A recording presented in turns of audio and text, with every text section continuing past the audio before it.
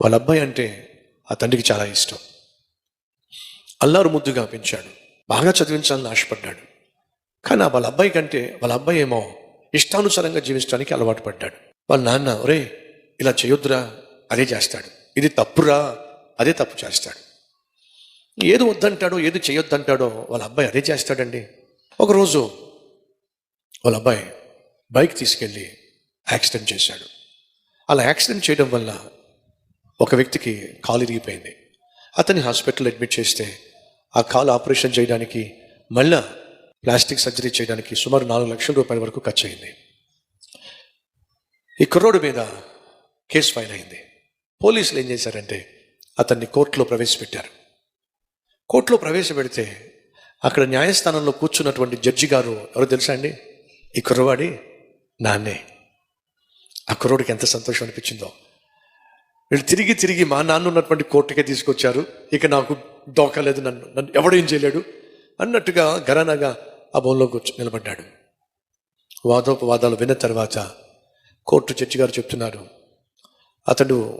ఇతడు యాక్సిడెంట్ చేయగా ఆపరేషన్ చేయగా 4 లక్షలు ఖర్చు అయింది, ప్లస్ 2 నెలల పాటు అతడు బెడ్ రెస్ట్ తీసుకోవాలి.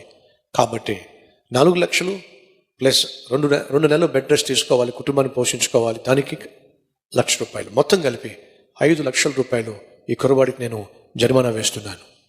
ఒకవేళ 5 లక్షల రూపాయలు చెల్లించలేని పక్షంలో 6 నెలల కఠిన కారాగార శిక్ష, జైలు శిక్ష విధిస్తున్నాను అని చెప్పి అనేసరికి ఆ కుర్రవాడు అదే బొంగులో కుప్పకూలిపోయాడు.